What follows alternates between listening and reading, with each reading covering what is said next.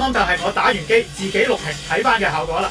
相信各位朋友翻工翻學辛苦咗一日，翻到屋企打下機睇下戲，輕鬆一下，慰勞下自己都好應該啊。講翻正題，我身後邊就係我哋灣仔嘅保養中心，亦都係 Philips Hue 同埋 Wix 智能燈光嘅示範專區。喺 TY Lighting 嘅保養中心，唔淨止係擺晒所有 Philips 同埋 Wix 嘅產品，包括咗天花燈、天花風扇燈、護眼嘅台燈，全部都可以喺呢度俾你睇得到、摸得到、試得到。我仲會喺現場示範實際效果操作俾你睇，點樣可以做到聲畫同步。睇機、打戲、唱歌都好似親歷其境咁啊！要做到呢個效果，就要用最穩定、最容易設定嘅 Philips Hue 同埋 Wix 啦。我會親自用最簡單、最容易明白嘅方法，俾你知道點樣將智能嘅功能真正融入喺你嘅家居生活入邊。因為我哋從事光暗系統、智能家居設計，加埋安裝同埋設定嘅服務，已經有超過10年以上嘅實際工作經驗。所以就算你住喺元朗、粉嶺、屯門、大埔嘅朋友，喺購買之前揾我了解下先。至於 Philips 同埋 Wix 嘅智能產品價錢 TY Lighting 有冇優勢？梗係有啦，因為我哋係 Philips Hue、Wix 加埋 Philips 家居燈飾同埋天花風扇燈嘅 A Class 指定零售商，只需要你免費成為 TY Lighting 會員，就可以享有會員專屬嘅特別優惠。但係更加重要嘅係我哋背後嘅實戰經驗同埋專業智能設定安裝嘅能力。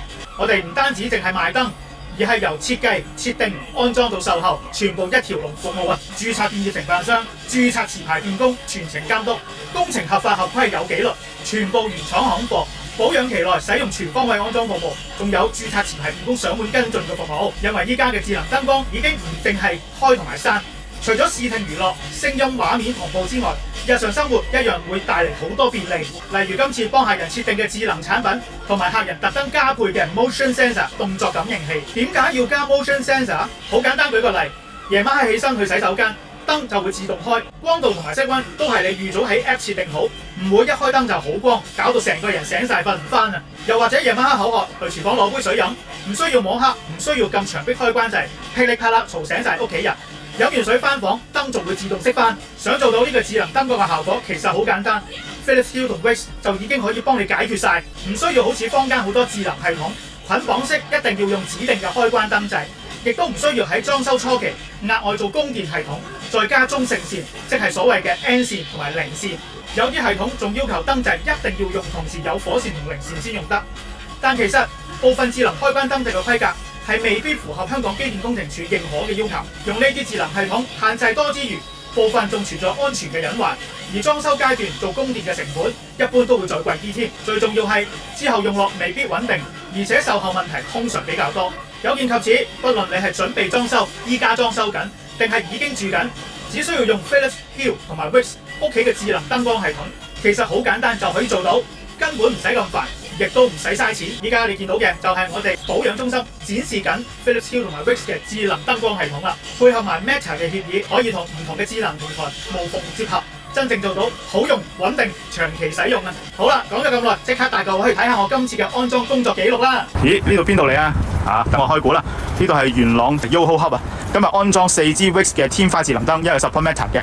咁走廊燈咧就幫客人咧換晒用呢個 Philips Hue MR16，因為可以用 Meta 咁去 control 埋一齊啦。呢度喺元朗嘅 YOHO Hub 啊。元朗都嚟到 TY Lighting 購買產品，因為客人咧有個要求，佢話咧屋企咧希望用到呢個 Smart Light， 咁又中意 Wix 嘅超薄全彩，又想用到走廊燈嘅 MR16， 但係唔想改供電系統，咁咧就用咗 Hue 嘅 MR16。咁我咧就幫客人 set up 用 Meta 呢個方法咧，將所有嘅呢啲智能燈咧 group 埋一齊嘅。即刻轉頭帶各位睇下效果係點㗎啦。呢個原裝發展商俾嘅呢啲暗藏燈，呢啲走廊燈，咁咧就想換晒 Philips Hue 做智能家居嘅。咁今日咧我就嚟安裝啦，咁同埋咧做埋個 set up 嘅，係啦，呢個 Philips Hue。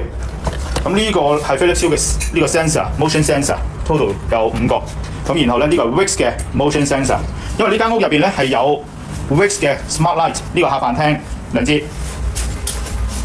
咁一支英國品牌嘅 Firmdata 嘅模擬風扇模式，呢度咧亦有多一支 Wix 嘅 Smart Light。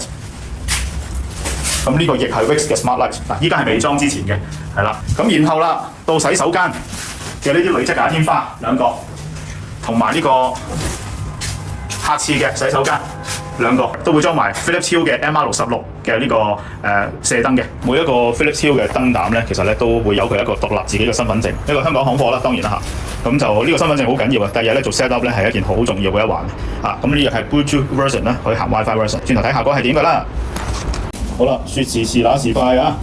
呢、個燈膽咧已經裝咗部分啦，我哋睇個效果先。入門口，已經係着咗噶啦，呢個 Philips Hue 嚟噶啦。咁呢個咧就係發展商原本嘅，係咪？呢個係 MR66嚟嘅，係啦。咁用咗 Philips Hue，到時加埋啲 motion sensor，咪可以做到一開門，咁啲燈咧就會慢慢着，仲係 set 時間。係好啦，客人準備好呢啲 router，咁我就幫佢做埋個 set up 啦。因為我哋呢個係一個收費嘅服務，係包埋嘅，準備好啲需要嘅嘢就得㗎啦。好啦，呢個 router 插咗電一砌好咗啦。咁轉頭咧會做埋個 HomePod Mini，因為你要用 HomeKit 啊，咁你要一定有個 HomePod Mini 先可以 create 到出嚟嘅。OK， 好，牆壁就係呢個21寸嘅。OK， 呢度係冷氣，啱啱同條震咧仲高過嗰條震，其實冇夠好。通電，好啦，一通咗電，咁呢個 remote 我哋咧就呢部分咧就控制燈嘅一粒，咁轉色溫，呢個叫自然光，一個咧叫白光，一個叫黃光，每個狀態之下都可以調節光暗，總共應該有9級嘅，依家最光8、7、6、5、4、3、2，呢個1啦。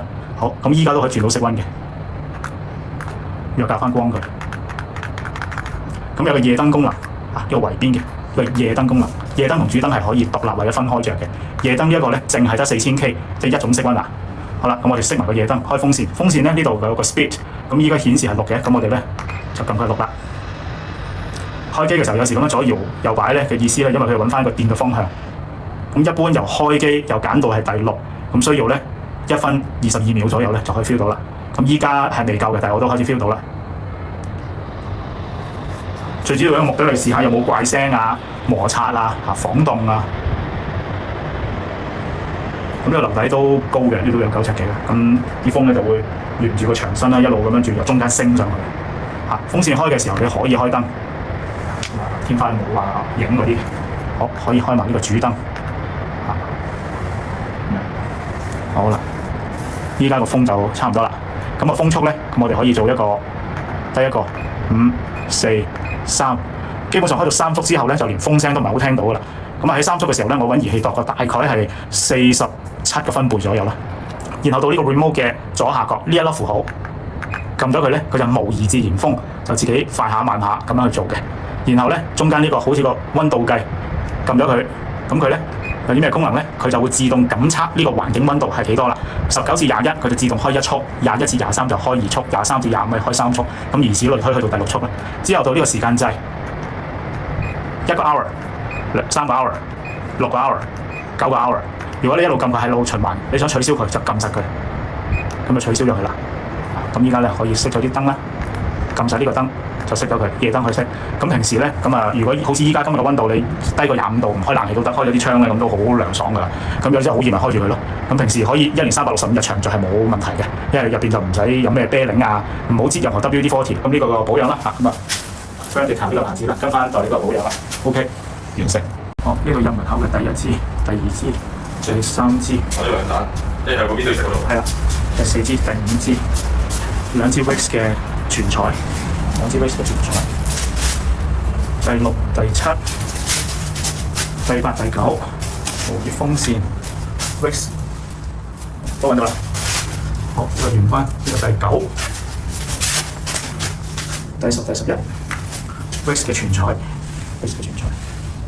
各位啱啱睇完我嘅安裝工作記錄，如果你中意睇戲、打機、聽歌，彩色燈系列仲可以配合最新嘅聲 box， 做到聲音、畫面、燈光即時同步，喺屋企打造屬於自己嘅娛樂專區啊！其實智能產品依家真係好普及，但要做到穩定、實用又耐用，市場公認嘅始終都係 Philips Hue 同埋 Wix。行貨有原廠保養，背後亦都有完善嘅技術同售後支援。而各位朋友，你親身嚟到我哋保養中心，可以俾你睇得到、聽得到、摸得到、感受得到，仲可以玩得到啊！唔需要好似網購咁，全部靠幻想。買完先發現同期望有好大嘅落差。如果你對智能燈光、Motion Sensor 自動化設定、8K 聲 box 娛樂燈光、安裝同整體方案有興趣嘅話，歡迎喺影片下面直接留言，或者 WhatsApp 92053831向我哋嘅客戶服務同事查詢。